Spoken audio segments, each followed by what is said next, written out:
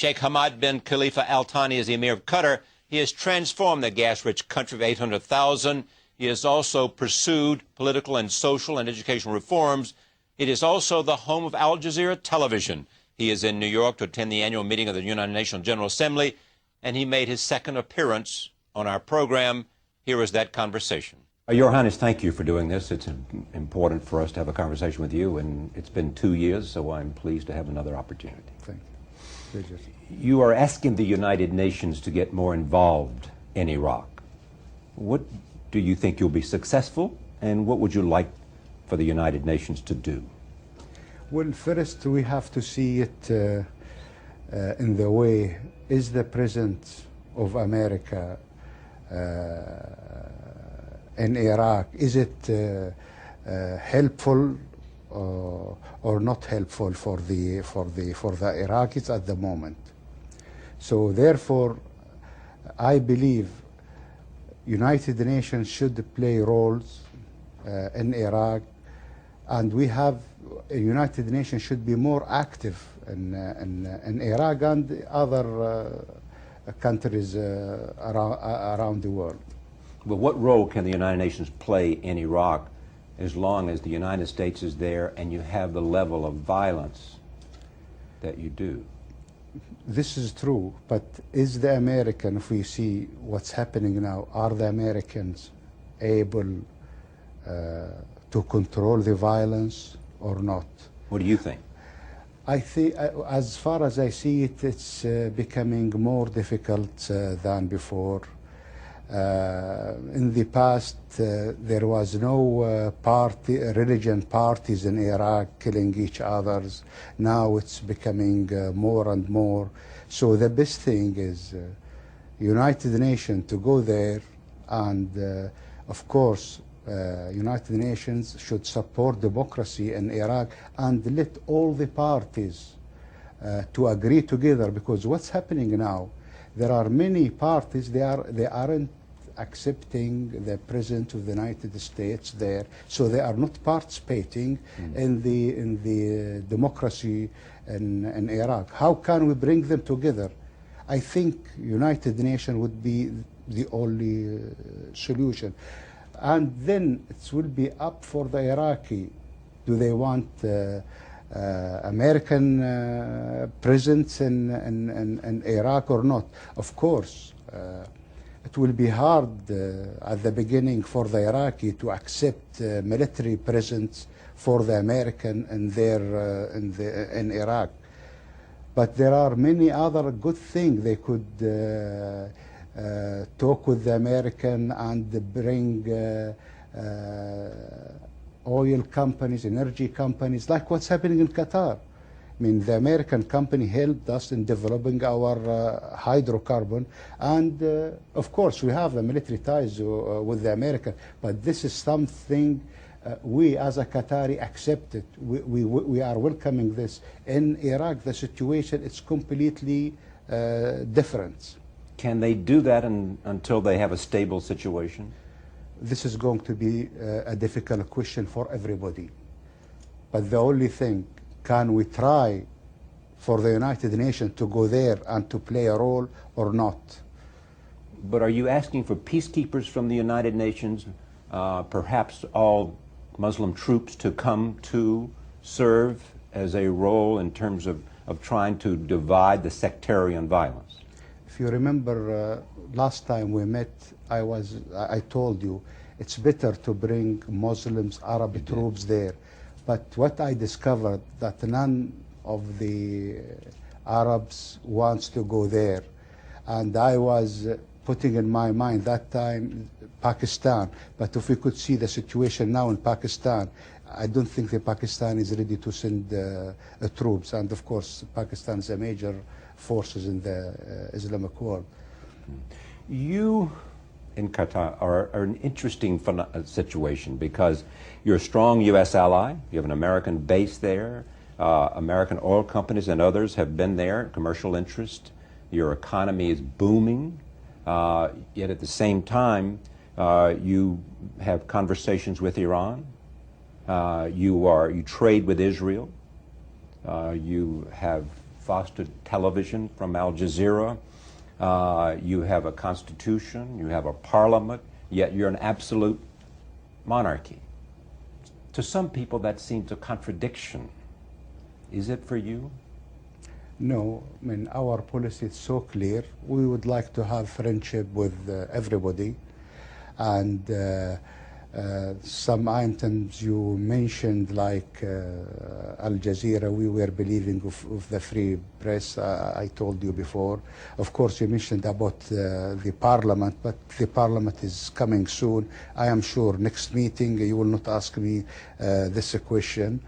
But of course, our relation with America, it wasn't if we have a good relation with America that we become against any countries having a problem with the United States.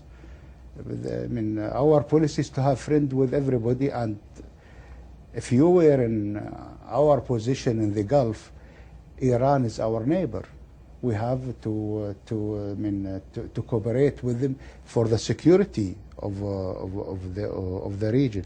Israel, it's the same. Israel in our region, so we have to make good ties with the Israeli. Of course, we are still having a problem because of the Palestinian conflict with the Israeli. You mean they have a problem because they cannot come to some peaceful solution to the Israeli-Palestinian conflict? You mean the Israeli? Yeah, well, Israeli and the Palestinians can't come to a solution. How do you see that issue, and what do you think should be done? Well, for the Palestinian, if you want to have people who want to have a peace, first they should be strong when they are facing the Israeli. What I can see now in the side of the Palestinians, that there is no strong side who's going to lead the negotiation with Israel. And they're divided between Hamas and Fatah. Actually, it's not between Hamas and Fatah. I think they have a legitimate parliament and government. The people of the Palestinian people voted for Hamas.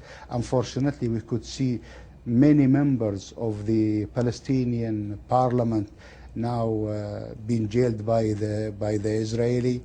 But at the end, we have to respect the choice of the Palestinian on which government should run them. So if the Hamas won the election, then we should respect their, regardless of their sort of announced principles with regard to Israel. They won the election, and it's up to the Palestinians to decide who their government is. Well,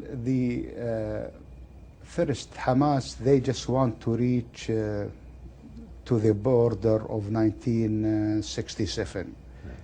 I mean, Hamas, they just want to build the Palestinian states. And I believe the world is accepting two states, the Israeli and the Palestinian. The question is, how can we help in this? If the Palestinian not strong enough. If we go back to Oslo during Arafat time, and I remember that time it was Mahmoud Abbas who signed the agreement of Oslo.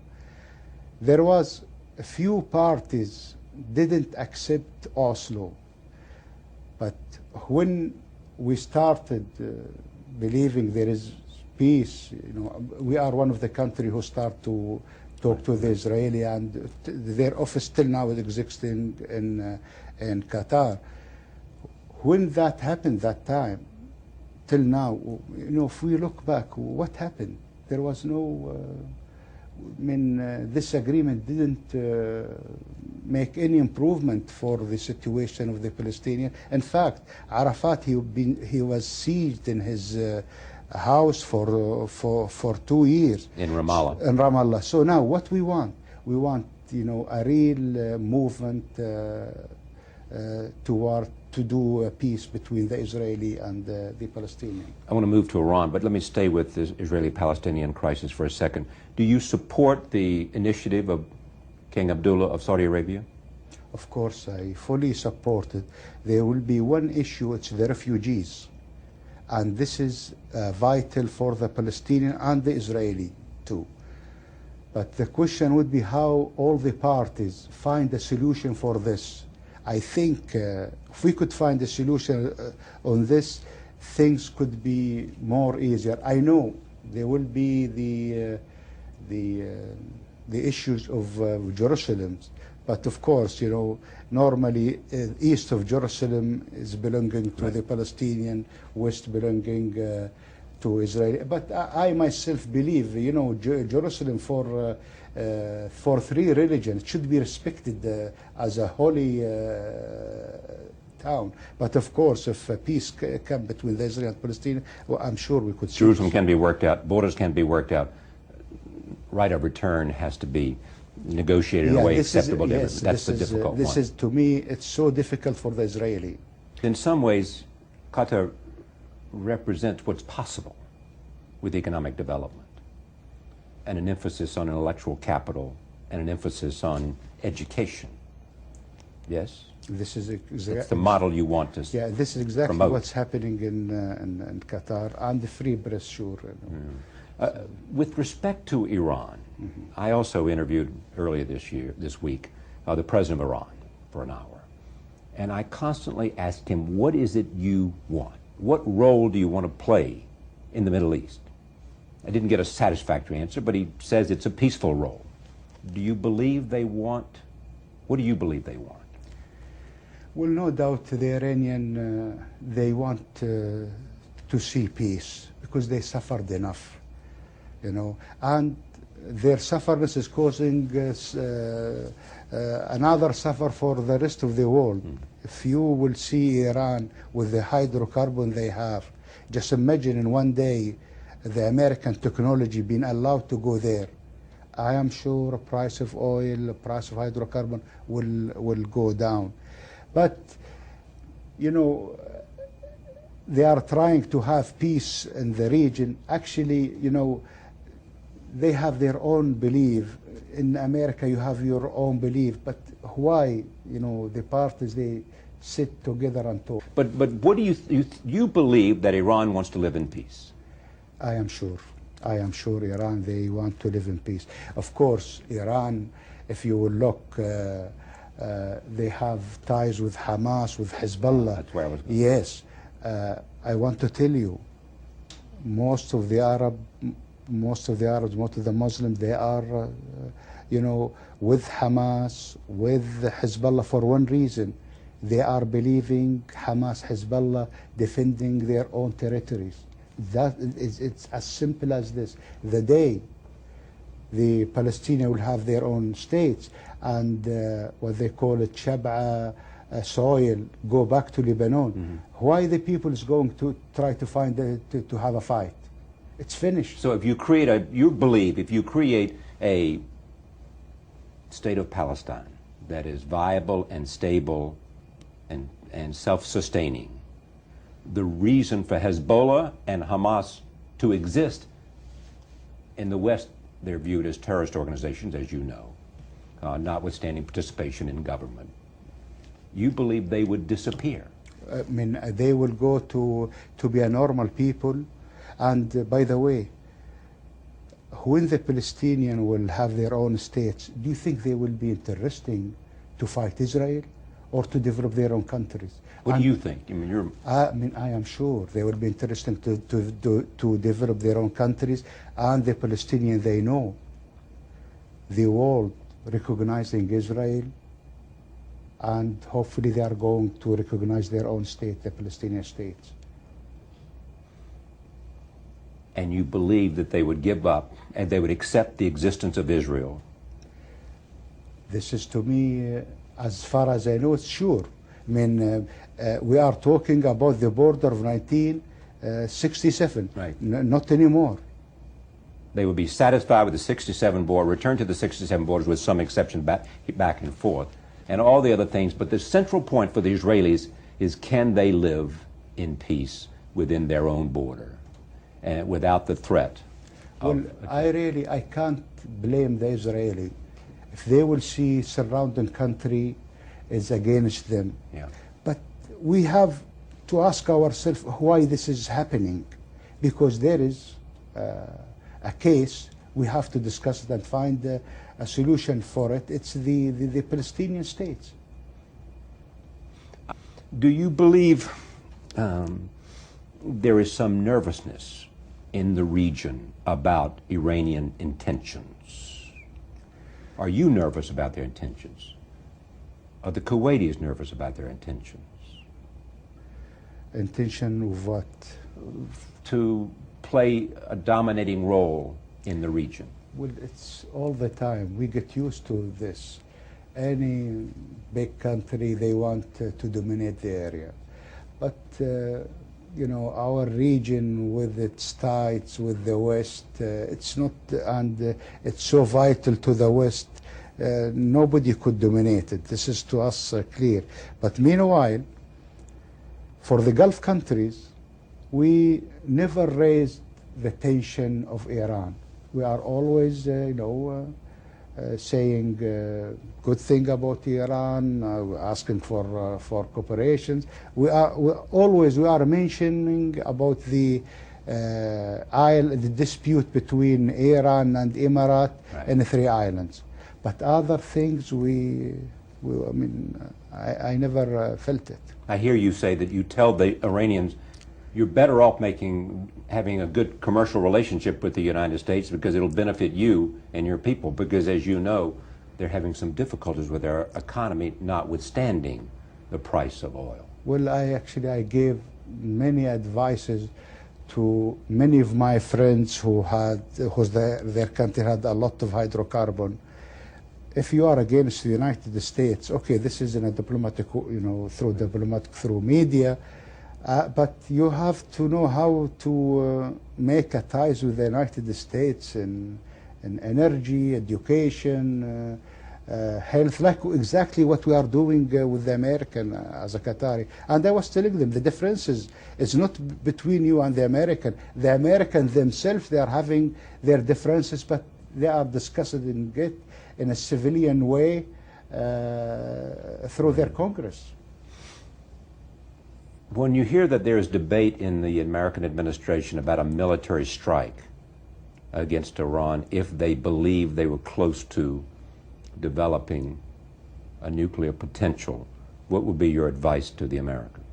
Well, I always believe in trying to find a peaceful solution through dialogues, because if this happened in our region, I think the world is it's going to hurt the world.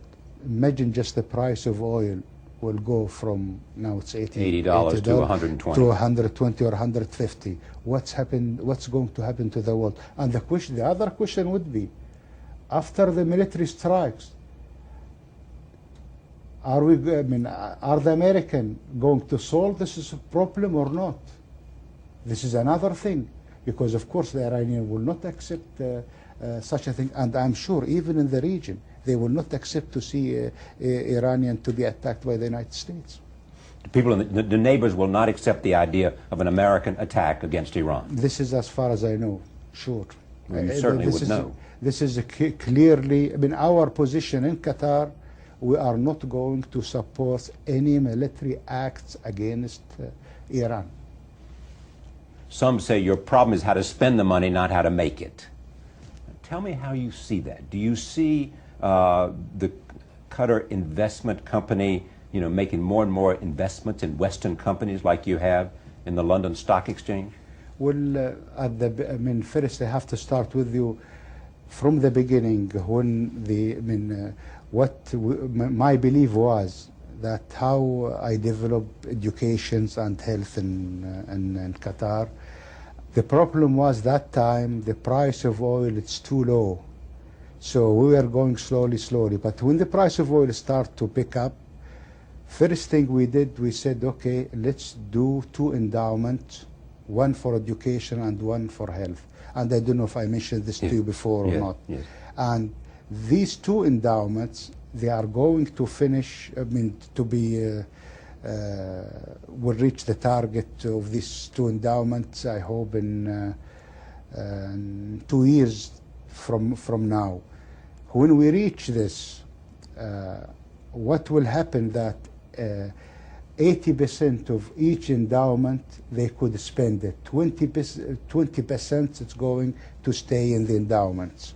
But of course, we saw the price of oil going more and more. Then we started to concentrate to build harbor,